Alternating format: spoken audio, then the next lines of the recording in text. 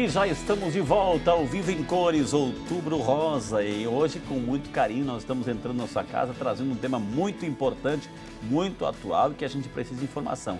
Câncer de mama, esse é o tema que nós estamos oferecendo para você, esperando também que você interaja conosco, participando, mandando a sua pergunta. Ligue para alguém, para o seu vizinho, para a sua vizinha.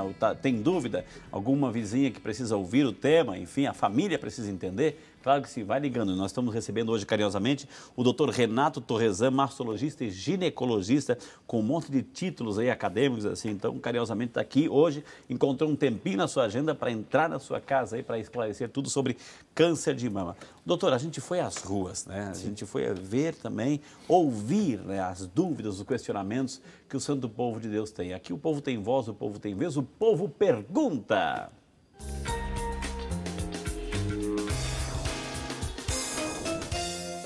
Meu nome é Maria Helena. Eu gostaria de saber quais são os tipos de câncer de mama.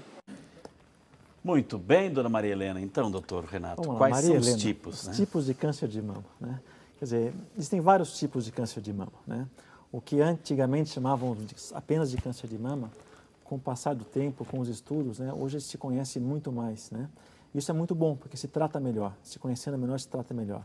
Existem, basicamente, 18 tipos diferentes de câncer de mama. O tipo principal é o câncer ductal. Tipos? Sim, o ductal é o principal, o globular assim vai. São vários nomes, Okay. nomenclaturas diferentes, né? Mas existem muita subdivisão hoje em dia, se conhece muito da doença. Nós utilizamos não apenas o tipo dele como a extensão, quanto o perfil biológico da doença para poder detalhar tratamento, para poder detalhar prognóstico, né? Então, nem sempre o tipo é o mais importante. São vários tipos, são doenças diferentes. A doença que ocorre na velhinha é diferente da doença que ocorre na jovem, né? O tipo ductal, que é o mais comum, é diferente do tipo medular, que é outro mais raro, e assim por diante. São vários tipos diferentes. Essa informação é muito importante para que o médico e toda a equipe de saúde possa elaborar o planejamento terapêutico, porque ele muda, é diferente. Ô, doutor Renato, todo tipo de... Eu vou chamar isso, eu não sei o nome, é nódulo ou carocinho. Todo tipo de carocinho que sai na mama, ele é maligno, doutor? Não, muito pelo contrário.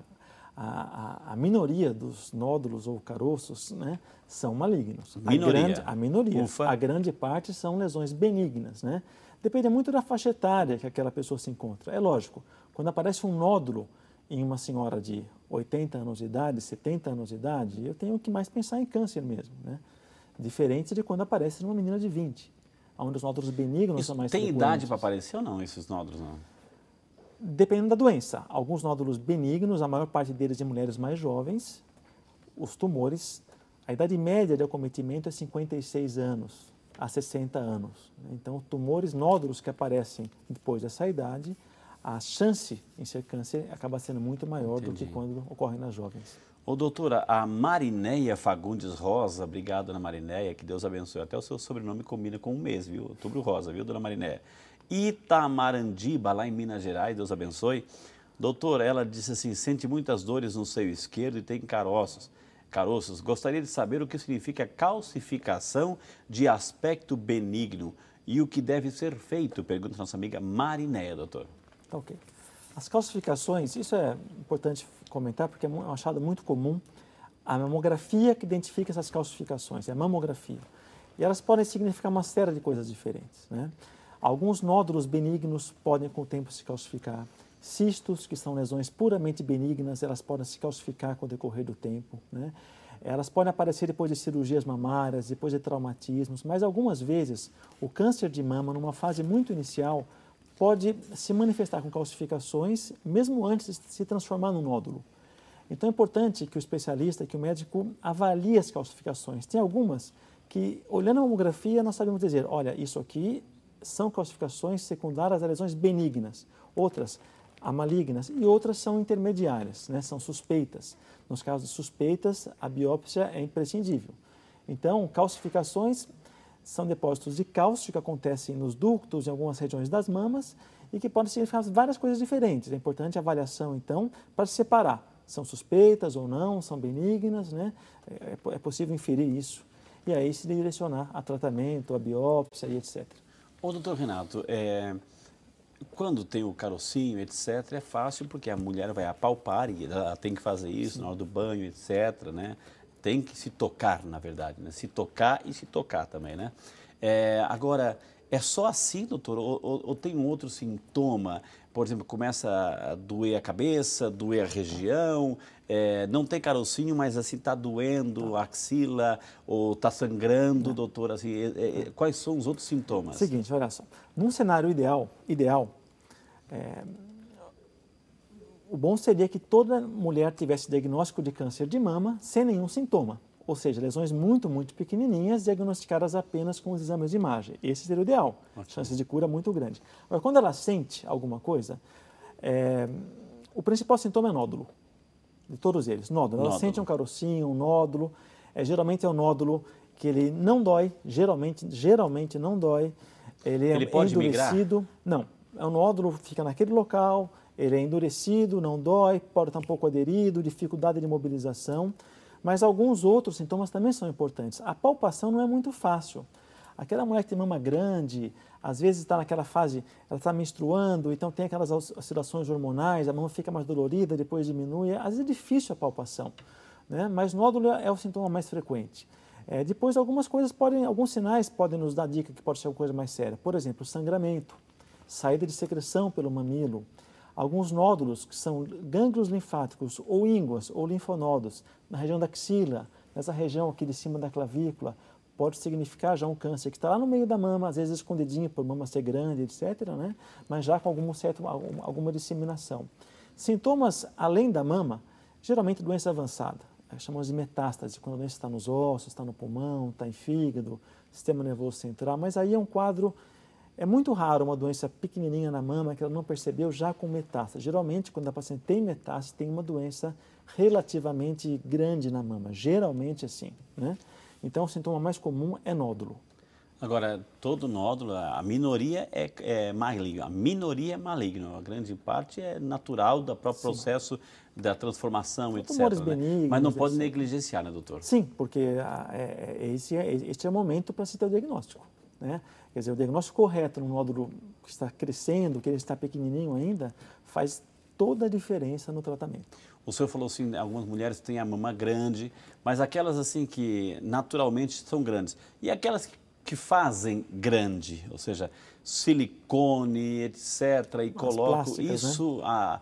As cirurgias, essa estética, doutor, assim, isso também influencia? Pode esconder alguma coisa ou não tem nada a ver? É uma pergunta interessante também. Olha só, o silicone hoje, o Brasil depois dos Estados Unidos, o país onde mais se usa a próstase de silicone. A próstase de silicone em si, o material silicone usado na próstase, não causa nenhum dano à mama, né? Então, isso é um primeiro ponto que é importante. Depois disso, quer dizer, pode sim dificultar o diagnóstico com mamografia. Então, quando a mulher tem próstata mamária, vai fazer mamografia, é importante que se façam algumas vezes incidências diferentes de mamografia para que a grande parte da mama seja visualizada. Muitas vezes a mama pequena com uma prótese grande, há uma dificuldade muito grande em fazer uma correta avaliação da mama. Então, a mulher que tem prótese, faz mamografia, deve ser vista por um profissional habilitado a esse tipo de situação. Doutor Renato, a gente está falando de câncer de mama e a mulher, dando acento muito mais à questão do outubro rosa, mulher, mas também pode aparecer câncer de mama nos homens, doutor? Pode aparecer, 1% dos casos ocorrem nos homens. É interessante que nos homens a doença é parecida, mas ela é diagnosticada numa fase mais tardia. Ela é pior no homem, porque o homem demora para diagnosticar. Ele não se desconfia que pode ser um câncer de mama. O médico não desconfia que pode ser um câncer de mama. Também é um carocinho, doutor? Geralmente é um nódulo, geralmente atrás da região da areola, né? O homem não tem mama, ou atrás da areola. E isso, ele geralmente ele acha que debateu, que foi um trauma de trabalho, ou fazendo algum esporte, ou uma inflamação qualquer. E todos negligenciam essa situação. E ele chega ao médico e tem um diagnóstico mais tardio, né? Com menor chance de cura. Então o homem também tem que apalpar. O homem também tem que prestar atenção a esses sintomas, né?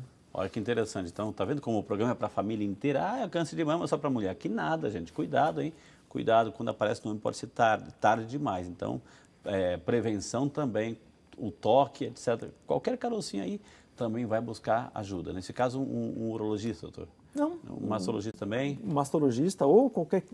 O médico tem que desconfiar Exato, que pode ser alguma coisa mais séria. É muito simples, né? No homem é fácil de ser diagnosticado. Olha que maravilha. Doutor, aqui a Maria Aparecida da Conceição Carvalho, de Jundiaí, São Paulo. Obrigado, Ana Maria Aparecida. Deus abençoe a senhora, viu? Ela fez cirurgia de câncer de mama, doutor. Depois fez rádio e a mama dela fica inchada. Me disseram que é por causa da químio. O que o senhor me diz a respeito? A dona Maria Aparecida, doutor.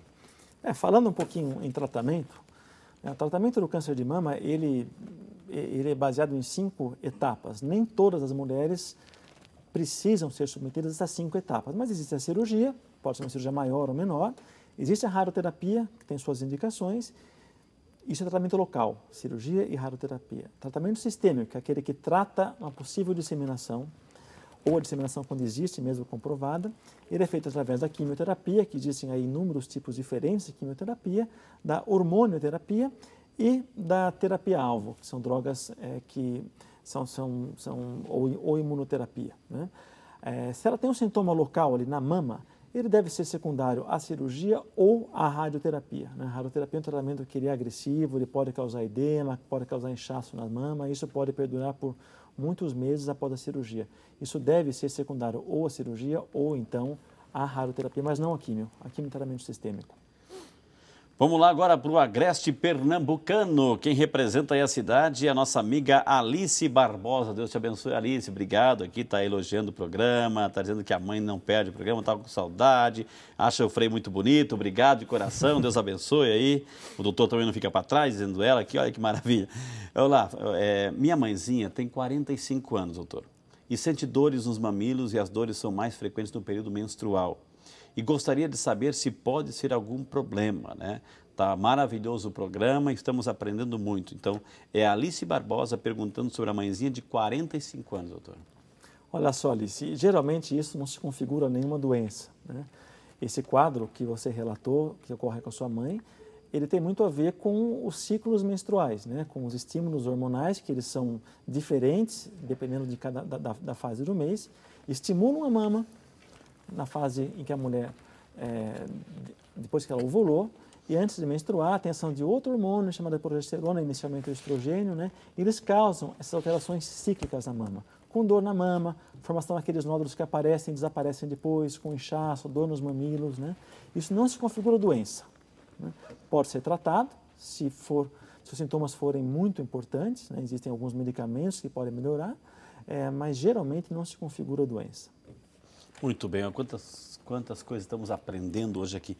Ô, doutor, e de repente o senhor falou-se que hoje pode não ter, amanhã pode aparecer, essa questão Sim. de 2 meses, enfim.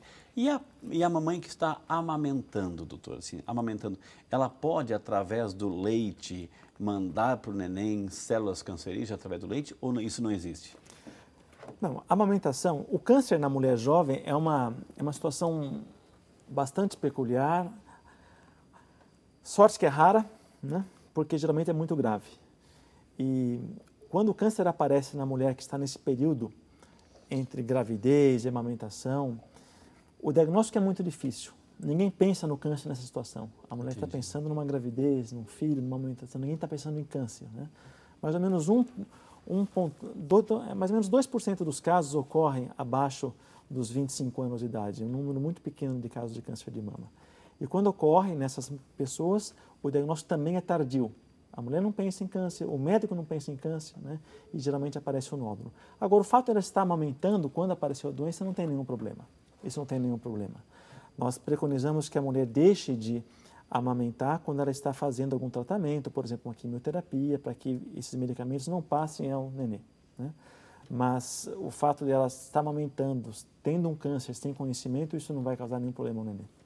Doutor, vamos aí às ruas mais uma vez, o povo tem voz, o povo tem vez, aqui no Vídeo de Saúde o povo pergunta, claro que sim.